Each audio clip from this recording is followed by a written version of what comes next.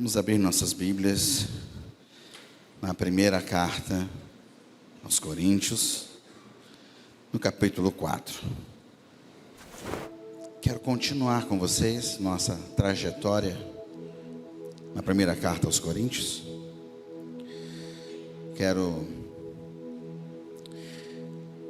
recapitular algumas coisas com os irmãos a respeito do que a gente tem falado. Quero lembrar os irmãos aquilo que nós temos percebido do que Paulo quer falar e gerar no coração e na vida dos coríntios. Quero lembrar que Paulo começa a sua carta falando para uma igreja como se tudo tivesse tudo bem, né? Paulo estava falando aos coríntios, se referiu aos coríntios como sendo igreja de Deus, santificados e em busca de santificação, separados para a glória de Deus. Mas logo em seguida Paulo já inicia um assunto em que ele começa a exortar, porque havia divisão dentro da igreja.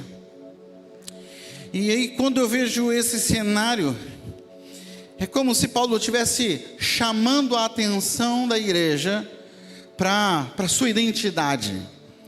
É como se Paulo estivesse dizendo assim, nesses primeiros versículos do primeiro capítulo de Coríntios, ele estivesse dizendo: Ei, igreja de Deus, ei, vocês santificados em Cristo Jesus, ei, vocês que foram chamados para seguir em santificação, ei, vocês em quem o ministério e o testemunho de Cristo foi confirmado, Ele realmente esteve entre vocês e fez uma obra entre vocês. Ei, vocês que experimentaram profusamente os dons do Espírito Santo, de forma abundante. Paulo chega a falar com eles que nenhum dom lhes falta. É como se Paulo estivesse dizendo: ei, vocês, ei, igreja de Deus, ei, povo de Deus, ei, santificados, ei, vocês que que fazem parte do plano e do propósito de Deus, ei, vocês. E aí, pelo assunto que Paulo aborda logo em seguida, é como se ele dissesse: ei, igreja de Deus, o que aconteceu com vocês? Ei, igreja de Deus, onde está Deus na igreja? Ei, santificados em Cristo, onde foi que vocês perderam Cristo de vista? Por quê? Porque há divisão no meio de vocês. Porque vocês estão deixando de seguir a Cristo para seguir opiniões, pensamentos, sabedoria humanas. Para onde Cristo foi? Onde vocês colocaram o centro da nossa mensagem? Vocês criaram partidos, vocês dividiram a igreja. Ei, igreja de Deus, como vocês se perderam? Como vocês se desviaram? Vocês ficaram tão encantados com a sabedoria humana que perderam o discernimento espiritual. E aí nós falamos aqui num dia específico sobre a ação do Espírito de Deus em nossas vidas, quando Ele vem para nós e abre o nosso entendimento para as coisas espirituais. Por quê? Porque a sabedoria de Deus é loucura para o raciocínio humano. E a gente só consegue entender a mente de Deus se tiver a mente dele. E o Espírito Santo de Deus, quando vem habitar em nós, ele traz para nós a revelação de quem Deus é e de quem nós somos nele. Então, Paulo vai falar para eles que a sabedoria humana conflita com a sabedoria de Deus. E diz que pela própria sabedoria de Deus, Deus não se permitiu conhecer pela sabedoria do homem. O homem não desvenda Deus. O homem não descobre nada a respeito de Deus por sua própria capacidade. Tudo que conhecemos de Deus, tudo que sabemos de Deus, é porque Deus revelou a nós. Nós só conhecemos Deus se Ele falar conosco. Nós só vemos Deus se Ele se mostrar para nós. E aí Paulo estava falando, olha, o homem vê a sabedoria de Deus e acha sem nexo, loucura. Ontem eu parei em casa e a minha esposa, Ludmila, gosta de, quando vai deitar, ligar a televisão, só para conseguir dormir. Ela não quer ver nada, é só para conseguir dormir. E aí ela ligou lá na Record, e eu passei lá em um momento e vi lá uma cena da novela lá do Reis, né? Não estou acompanhando nesse momento a novela. Eu até comecei a acompanhar a novela, mas aí ela parou, voltou, aí eu não perdi o ritmo. Mas estava no momento em que entrou um pessoal lá da casa de Saul, na casa dos pais. Ontem, sábado, foi a recapitulação, né, da semana toda. Aí entrou lá um pessoal da casa de Saul, na casa dos pais de Davi, e os maltratou. Davi ficou irado, e aí falou assim: não, agora chegou no limite, agora vamos para a guerra, agora vamos lá e vamos acabar com esse pessoal todo, enfim. E aí estava pronto, ele já tinha organizado tudo no exército dele. Você cuida das armas, você cuida da alimentação, você cuida, e fez toda a logística, preparou para a guerra.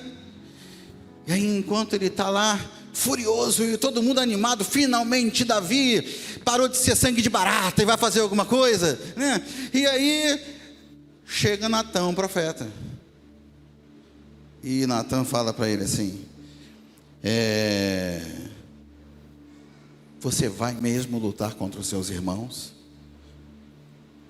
A justiça batendo forte ali, e ele dizendo: mas eu tenho que fazer alguma coisa, não pode deixar passar em branco essa situação. E aí o profeta Natã ali falou com ele: você vai se igualar àqueles que fazem o mal.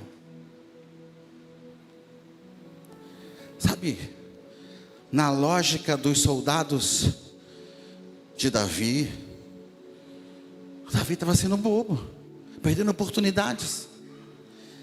Sabe, Saul perseguiu Davi absurdamente, malignamente. E teve um momento em que Saul esteve nas mãos de Davi, Davi poderia matá-lo. E os homens que se moviam com mentalidade meramente humana falaram: essa, Davi, é a oportunidade. Davi parou e falou assim: vocês estão loucos? Isso não está na minha alçada. O lugar onde esse homem está, por mais terrível que ele seja, é o lugar em que Deus o colocou. Só Deus pode tirá-lo. Que percepção espiritual, que entendimento. Mas essa sabedoria vem do alto e é loucura para o homem. O homem não entende essa lógica que vem do coração de Deus, em que Jesus fala para a gente: se alguém lhe bater numa face, dá a outra. Essa mentalidade é espiritual. Só entra nesse lugar quem abre a sua mente para ver as coisas, para perceber as coisas espiritualmente. E aí Paulo estava falando para eles: Coríntios, vocês estão abraçando mentalidades humanas, valores humanos, vocês estão transformando a igreja em partidos e considerando a igreja como alguma coisa que vocês devem modelar de acordo com a mente, o plano e o desejo de vocês.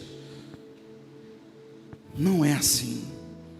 Vocês precisam deixar que o Espírito Santo de Deus revele para vocês essas verdades. Sabe, e Paulo vai falar para os coríntios: olha, vocês estão tão perdidos espiritualmente que vocês não percebem o mal que vocês estão fazendo. Quando vocês escolhem esse líder e as características desse líder em detrimento desse líder, vocês criam partidos, porque em vez de vocês fazerem isso, vocês não entendem que a diferença desse se soma à diferença desse, se conecta e produz algo melhor.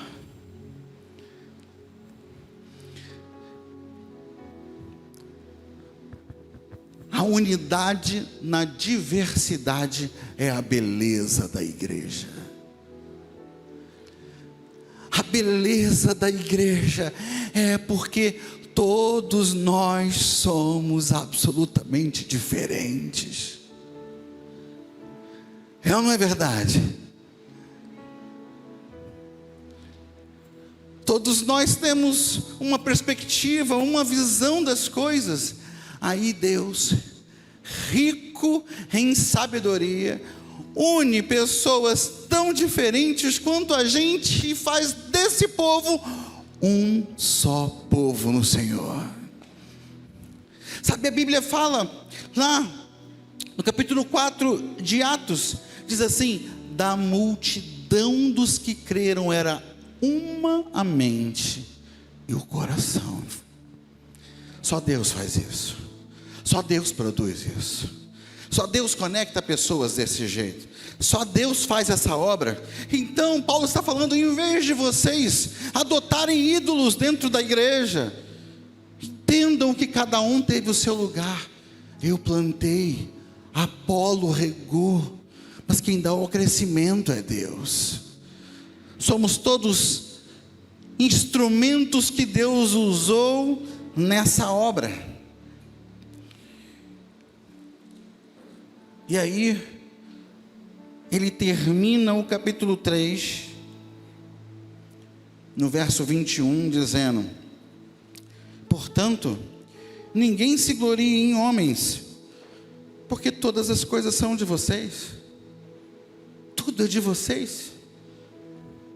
Porque defender uma opinião, um pensamento, um jeito de fazer as coisas, como se o todo tivesse ameaçado? Deus é o cabeça da igreja, e Ele vai conduzir sua igreja em triunfo. Então Paulo fala: portanto, ninguém se glorie em homens, porque todas as coisas são de vocês. Seja Paulo, seja Apolo, seja Pedro, sejam o mundo, a vida, a morte, o presente ou o futuro, tudo é de vocês, e vocês são de Cristo e Cristo de Deus. Deus subordinou todas as coisas para o bem daqueles que amam ao Senhor, mesmo as dores, as tribulações.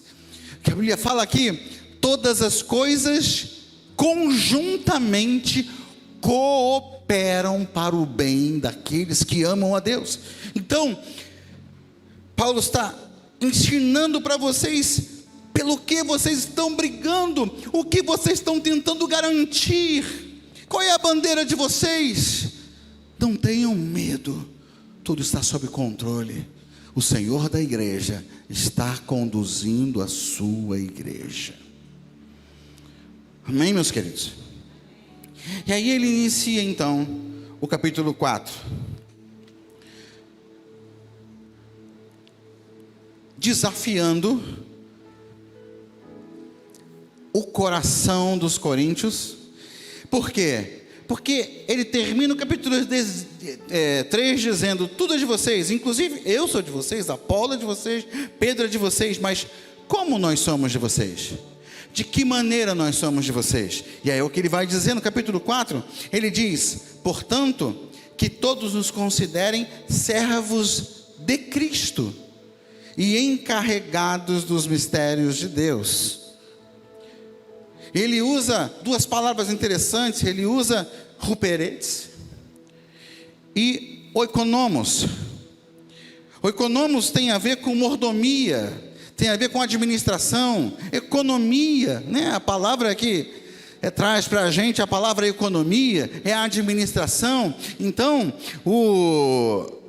na minha versão está o encarregado, na sua versão pode estar o despenseiro, aquele que cuida da despensa, aquele que tem acesso aos recursos para sustentar e para prover a casa, é o mordomo. Mas a primeira palavra, servos, são os escravos. Ruperetes é a classe mais baixa de escravos. Sabe aqueles navios em que você tem lá os escravos remando no subsolo, vamos dizer assim, né, do navio? Aqueles homens que ficam lá passando pelo pior que se pode passar, ali remando, sem parar, indo ao limite da sua força. Essa palavra está relacionada a esse tipo de servo.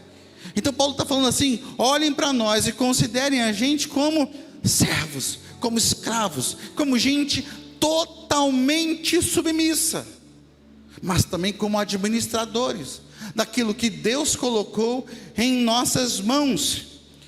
E o que se requer de um encarregado? Que seja fiel, não é verdade? Imagina uma casa com uma governanta cuidando de crianças, enquanto os pais estão trabalhando, e aí os pais dizem para ela assim: olha, dê essa alimentação, nesses horários, não dê esse tipo de doce, não deixe ele comer isso antes de comer, antes de almoçar ou jantar, não é? Não tem essas coisas? E aí de repente, os pais estão fora e as crianças falam assim: eu quero comer tal coisa, quero comer aquela jujuba, quero comer chupar aquele pirulito, comer aquele doce. E aí a governanta fala assim: não posso. Como não pode? Você não está aqui para cuidar da gente? Você não está aqui para satisfazer nossas necessidades? A gente está querendo isso, a gente quer isso. Mas a governanta responde a quem? Às crianças ou ao dono da casa? Então Paulo está olhando para a igreja de Corinto e falando assim: olha, nós pertencemos a vocês, somos servos de vocês, estamos disponíveis para sermos usados por vocês, mas para cumprir o plano e o propósito de Cristo. Não para dar a vocês o que vocês desejam receber, mas para dar a vocês o que vocês precisam receber. Aquilo que nos foi ordenado, porque nós nos reportamos a Cristo. E Paulo começa uma trajetória aqui na sua exortação, de trazê-los ao entendimento do que significa toda aquela obra que estava acontecendo ali, como igreja, na vida daquela igreja de Corinto. Paulo vai dizer assim, no versículo 3: pouco me importa ser julgado por vocês, ou por qualquer tribunal humano. É como se a governanta de repente começasse a ouvir xingamentos em relação a ela, e rebeldia, porque ela não está dando o que as crianças querem. Mas ela diz: pouco me importa o que vocês fazem ou dizem, eu vou ser fiel ao dono da casa. Da mesma forma, Paulo está falando: pouco me importa ser julgado por vocês. E era exatamente o que estava acontecendo. E quando pessoas falam assim: eu sou de Apolo, eu prefiro o jeito de Pedro, eles estão dizendo: nós discordamos daquilo que Paulo nos ensinou, dos fundamentos que ele deixou aqui. E Paulo está lembrando: os fundamentos que eu lancei são fundamentos que apontam para Cristo, não para os meus planos, não para as minhas vontades. E aí ele fala assim no versículo 6: eu apliquei essas coisas a mim e a Apolo por amor de vocês, para que vocês não se orgulhem a favor de um homem em detrimento de outro. Pois quem torna você diferente de qualquer outra pessoa? O que você tem que não tenha recebido? E se o recebeu, por que se orgulha como se assim não fosse? Quem é Apolo? Quem sou eu? O que eu tenho de especial? O que eu tenho que eu não tenha recebido? O que eu tenho que me torna alguém que vocês podem colocar no pedestal, como se de alguma forma eu por mim mesmo pudesse corresponder às suas necessidades? Não, eu sou apenas um porta-voz.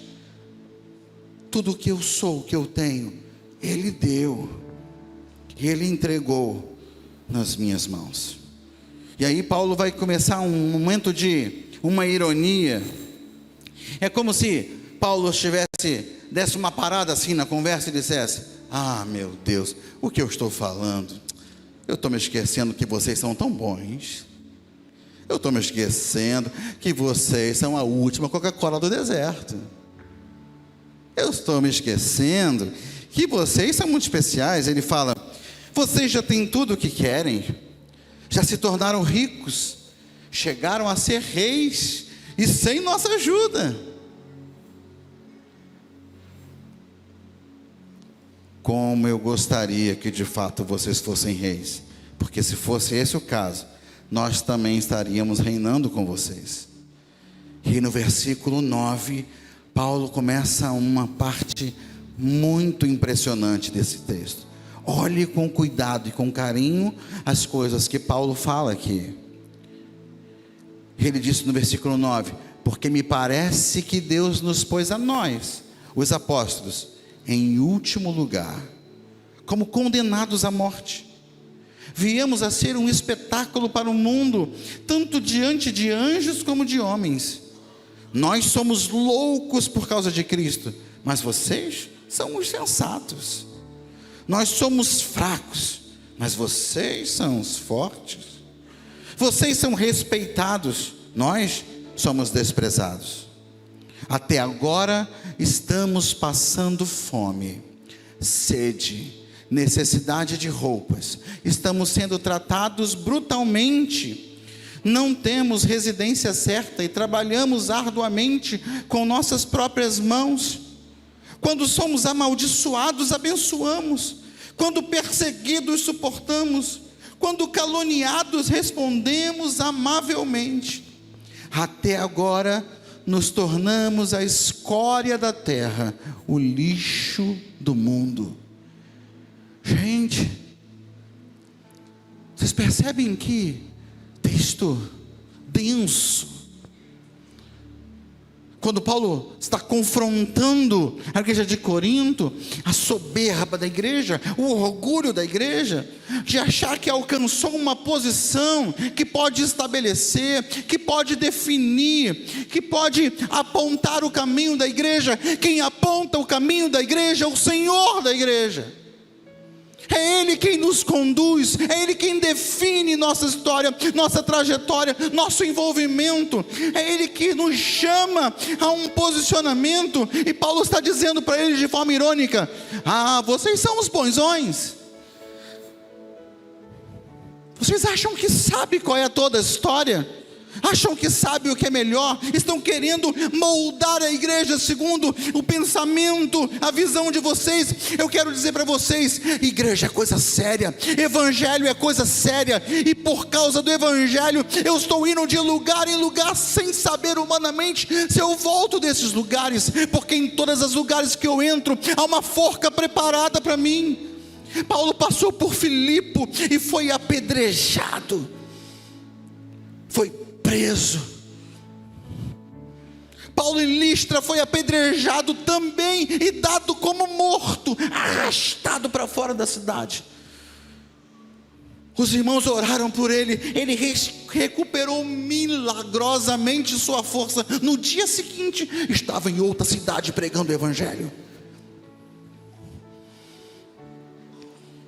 Aí o apóstolo Paulo fala sobre a realidade da vida de quem ama o Senhor Jesus. E aí ele vai dizer no versículo 14: eu não estou tentando envergonhar vocês ao escrever essas coisas, mas procuro adverti-los como a meus filhos amados. Como a meus filhos amados. Sabe, se você é um bom pai, em algum momento você precisou ensinar para o seu filho que vida não é entretenimento. Se você é um bom pai, você ainda não passou por essa etapa, vai passar por essa etapa. Talvez quando o seu filho for muito mais ligado ao videogame do que ao estudo, às brincadeiras do que ao estudo, você vai precisar dizer para ele: olha, vai chegar um momento na sua vida que você vai entender que a sua vida não é para rir o tempo todo, a tua vida não é para se divertir o tempo todo. Vai ter momentos em que você vai precisar fazer o que você não gostaria de fazer naquele momento. Eu costumava dizer, lá no quartel, eu costumava organizar minha vida ao máximo no quartel, para folgar na segunda-feira. Como eu tentava dar um jeito, negociar com os colegas, as folgas da semana, a minha folga na segunda-feira, por favor. Porque eu dizia que segunda-feira é o sábado do crente. Se é que você é daqueles que arregaçam as mangas.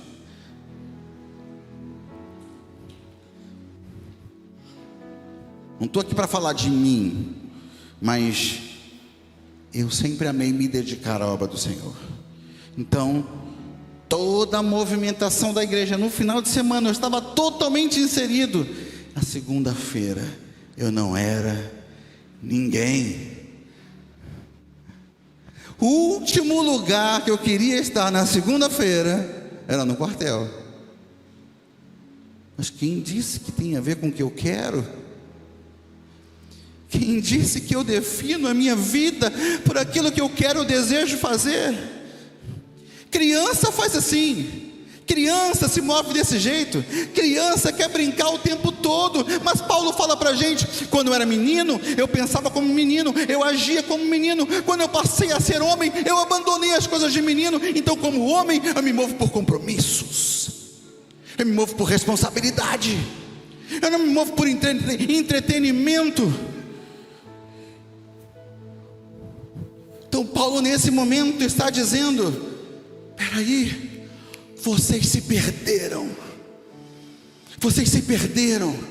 porque vocês estão achando que igreja é alguma outra coisa, vocês estão muito envolvidos com essa organização. Igreja é proclamação do reino de Deus, igreja é ocupação com o evangelho de Cristo Jesus. Como eu orei nesse último mês, mesmo lá no hospital, sofrendo, eu pedia: Deus, não deixa as células inventarem festinhas esse mês e perderem os estudos. Porque os estudos de célula estavam desafiando a igreja a entender que quando nos reunimos naquela casa, aquela casa é uma igreja, e cada pessoa que está naquele lugar está sendo desenvolvido para cumprir o seu papel, para realizar a obra que Deus colocou nas suas mãos. Você tem um lugar ativo na vida da sua célula. Você não é só alguém que se ajunta com outras pessoas ali para talvez exercer sua religiosidade em mais um dia na semana. A sua célula precisa desafiar você a crescer. Tem um lugar para você ali, você é um ministro ali dentro. Sabe, talvez num dia específico Deus não use o líder para falar a alguém que está necessitado. Talvez Deus use você, que se acha tão incapaz, que não se vê com o dom da oratória. Deus não chamou oradores, Deus chamou gente para testemunhar. E essa é uma coisa que você pode fazer. Você pode testemunhar. Isso é igreja. E aí Paulo está dizendo: vocês estão perdidos. Acorda, desperta, volta, entende o que é igreja. Eu estou aqui como um pai falando com vocês. Vocês podem ter 10.000 líderes, ele fala aqui no versículo 15, mas vocês não têm muitos pais, porque em Cristo Jesus eu gerei vocês. Então eu suplico a vocês que sejam meus imitadores. Sabe, talvez Paulo esteja dizendo assim: não tem problema vocês gostarem mais da mensagem de Apolo do que da minha mensagem. Não tem problema. Eu não quero ser conhecido pela minha boa mensagem. Eu quero ser conhecido por alguém que manifesta o reino de Deus. Me imitem. Me imitem, porque eu estou indo de lugar em lugar ocupado com o evangelho. Quando eu abro a minha boca, o que vocês ouvem é Cristo Jesus. Esse é o meu assunto, essa é a minha vida, esse é o meu oxigênio, tudo na minha vida gira em torno disso. Me imitem. Me imitem. Igreja não é lugar de partido, igreja não é um lugar de política.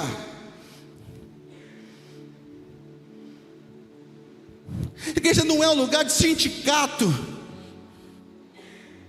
Nossas reuniões não podem ser como reuniões de condomínio, que cada um puxa a brasa para a sua sardinha. Não, nós somos um corpo no Senhor, somos um exército, temos uma missão. Cristo Jesus é a nossa bandeira.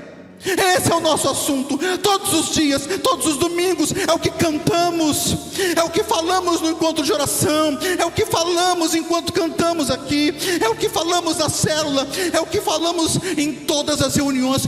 Cristo é o nosso assunto, o Evangelho é a nossa vida, o Evangelho é o que deve mover os nossos corações, é o nosso fundamento, é a nossa base. Não vamos nos ocupar com nenhuma outra coisa, senão vamos nos perder.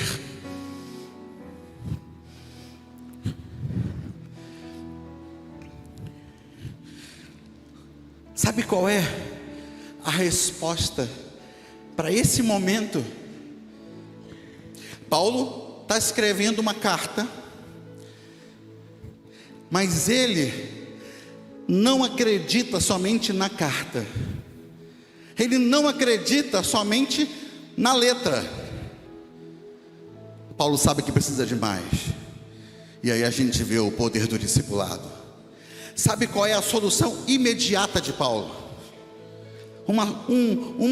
Um jeito de resolver, por enquanto, até eu poder estar presente com vocês, eu vou resolver isso de uma maneira. Olha o que ele fala no versículo 17: por essa razão estou lhes enviando Timóteo, meu filho amado e fiel no Senhor, o qual lhes trará à lembrança a minha maneira de viver em Cristo Jesus, de acordo com o que eu ensino por toda parte, em todas as igrejas. Meu amigo, você pode fazer isso. Você pode fazer isso. Essa não é só a minha responsabilidade, ou dos coordenadores, ou dos supervisores. Você pode fazer isso. Você pode ser uma referência. Você pode ajudar a ajustar a vida do seu irmão. Você pode ajudar o seu irmão a rever os seus valores. Você pode dizer assim para o seu irmão: olha, faz desse jeito, é assim que eu tenho aprendido com Cristo, com a palavra. Você pode ensinar o seu irmão o valor da oração, o valor de pautar a sua vida sobre as Escrituras, sobre a palavra de Deus, você pode fazer isso. Não espere que o seu líder tenha a palavra que direciona. Você pode mostrar com a sua vida e com o seu testemunho. Você pode fazer isso. Paulo está dizendo para essa igreja: vocês estão perdidos, mas tem salvação para vocês. Lembrem dos fundamentos. Lembrem dos fundamentos. Eu estou mandando para vocês não só uma carta com escritos, eu estou mandando uma pessoa que vai não só falar o que vocês têm que fazer, ele vai demonstrar. Ah, meus queridos, olha,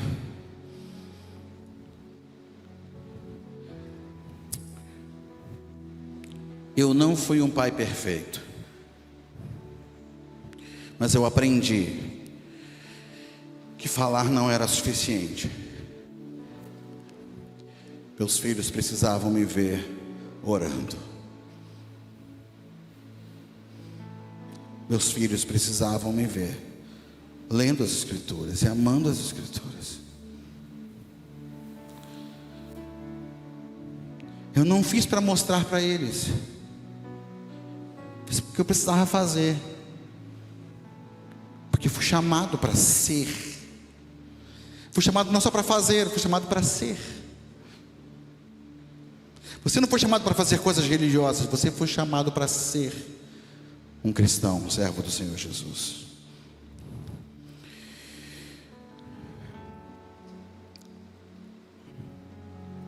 Quando você cuida de filhos, você sabe que nada é mais eficiente do que o exemplo. Nada é mais eficiente do que o exemplo. E você pode fazer isso. Você pode fazer isso. Eu queria terminar essa palavra pensando nesse texto. Abra sua Bíblia em Isaías 61.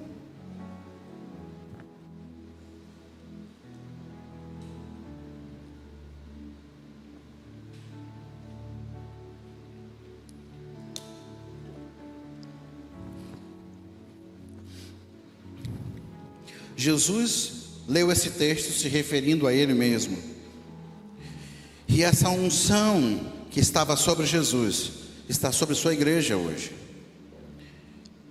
E esse texto profético a respeito de Jesus dizia assim, Isaías 61: o Espírito do soberano, o Senhor, está sobre mim, porque o Senhor ungiu-me para levar boas novas, boas notícias aos pobres. Enviou-me para cuidar dos que estão com o coração quebrantado, anunciar liberdade aos cativos e libertação das trevas aos prisioneiros, para proclamar o ano da bondade do Senhor e o dia da vingança do nosso Deus, para consolar todos os que andam tristes e a dar a todos os que choram em Sião uma bela coroa em vez de cinzas e óleo de alegria em vez de pranto, e um manto de louvor em vez de espírito deprimido. Eles serão chamados carvalhos de justiça, plantio do Senhor, para a manifestação da sua glória. Jesus se referiu a Ele mesmo usando esse texto, porque Ele estava dizendo para a gente: eu vim com um propósito, eu vim com uma unção para me fazer um trabalhador. Eu vim trabalhar, eu vim me gastar, eu vim me dedicar ao plano e o propósito de Deus. Deus fez de mim um servo, o Filho de Deus, tão Deus como o Pai. Se esvaziou da sua glória, estava ali como homem, dizendo: eu vim para servir vocês. E por que Deus me ungiu? Quando Deus ungiu Davi, mandou Samuel ungir Davi, Davi passou por uns processos, mas a unção levou Davi a um lugar de destaque, e de honras, e de glórias entre os homens. Mas Jesus não está dizendo aqui, Deus me ungiu para me fazer cheio de glória entre vocês, nesse momento em que eu estou aqui. Sabe por que eu fui ungido? Para servir você, para trabalhar você, para trocar a sua tristeza por uma alegria nova, para tirar as cinzas de sobre sua cabeça, para tirar você da depressão. Eu fui ungido para colocar esperança no seu coração. Eu fui ungido para transportar vocês de um reino de trevas para um reino de amor. Eu fui ungido para servir vocês. E aí Paulo está dizendo para os coríntios: vocês se perderam como igreja, porque a igreja existe para servir, servirmos uns aos outros, servirmos aqueles que não conhecem Jesus, proclamarmos o evangelho de Cristo. Se vocês continuarem perdidos aí, vocês vão ser extintos, essa igreja vai acabar. Voltem ao evangelho genuíno e vocês vão permanecer, serão carvalhos de justiça. Vocês sabem qual é o ser vivo mais antigo no mundo hoje?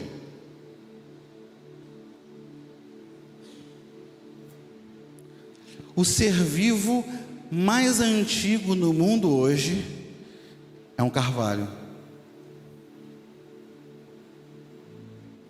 Dizem os cientistas que ele tem aproximadamente 13 mil anos de vida, que ele nasceu na época da última era do gelo. O ser vivo mais antigo do planeta hoje é um carvalho. Sabe, se nós nos dedicarmos a ser quem Deus quer que nós sejamos, Ele vai nos fortalecer como um carvalho. Ele vai nos fortalecer como um carvalho. As pessoas se reuniam para fazer cultos pagãos ao redor dos carvalhos. Sabe por quê? Porque no mundo antigo, tudo que era impressionante era divinizado. No meio daquela região desértica ali do norte da África, tinha um rio tão importante e precioso, o rio Nilo, que fazia o milagre de fertilizar aquelas terras. Esse rio é uma divindade, e deram o status de divindade àquele rio. Sabe, quando ninguém conseguia explicar o trovão fantástico, disseram que o trovão era uma divindade. E aí cada povo chamou de alguma forma esse Deus do trovão.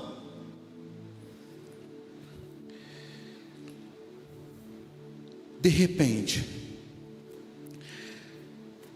um povo vê um carvalho que foi plantado. Passa uma geração, 2 gerações, 3 gerações, 10 gerações. Passam 1000 anos, 2000 anos, 3000 anos, e aquele carvalho está de pé, firme, forte, bonito, produtivo. Essa planta tem alguma coisa de especial. E aí os cultos pagãos, alguns dos cultos pagãos eram feitos debaixo de carvalhos, ao redor de carvalhos, porque aquilo é especial, tem alguma coisa de divino nessa árvore. E aí Deus usa o profeta Isaías para falar a respeito de Jesus e a respeito de nós, seus filhos, que Ele vai nos plantar como carvalhos de justiça. Não carvalhos debaixo dos quais se cultua outras divindades ou se prostituem, mas lugares de paz, de graça e de justiça. Deus está plantando a sua vida como um carvalho, mas isso envolve você entender o chamado de ser um servo que trabalha para a proclamação do reino do Senhor e se gasta por isso. Fique de pé. Deixa eu chamar o ministério de louvor aqui. A sua célula não é um encontro de amigos, apesar de também ser. A sua célula não é um lugar que deve ser basicamente organizado para funcionar. A sua célula não deve ser basicamente organizada para ter alguém que faça algumas leituras, alguém que cante alguns cânticos, e aí no final a gente só ora um pelo outro. Qual é o motivo seu motivo de oração? Ah, dói aqui, dói ali. Ai, preciso pagar aquela conta, preciso. Sua célula é uma agência de vida, de transformação. Vocês precisam sonhar de ver aquele lugar florescendo, firmado como um carvalho que impressiona a todos os seus vizinhos. Por quê? Porque pessoas são alimentadas ali, pessoas crescem ali, pessoas amadurecem ali, pessoas se levantam ali. Os cegos veem, os mudos falam, os coxos andam. A vida naquele lugar, há poder naquele lugar, a transformação naquele lugar. Deus está nos despertando para entendermos que há uma unção sobre nós para fazermos a diferença. Não vamos tornar a nossa igreja política, não vamos tornar a nossa célula política, um mecanismo frio que só se movimenta para sustentar sua própria existência. Não, nós somos o sal da terra, a luz do mundo, elementos de transformação. A nossa primeira e maior ocupação chama-se Jesus Cristo. Jesus Cristo. Feche os seus olhos e declara isso. Eu quero me ocupar com Jesus Cristo. Eu quero ocupar a minha vida com o Evangelho de Jesus Cristo. Eu quero ocupar a minha vida com o conhecimento de Jesus Cristo. Eu quero ocupar a minha mente com a mente do próprio Jesus Cristo. Esse é o nosso assunto. Esse é o nosso assunto.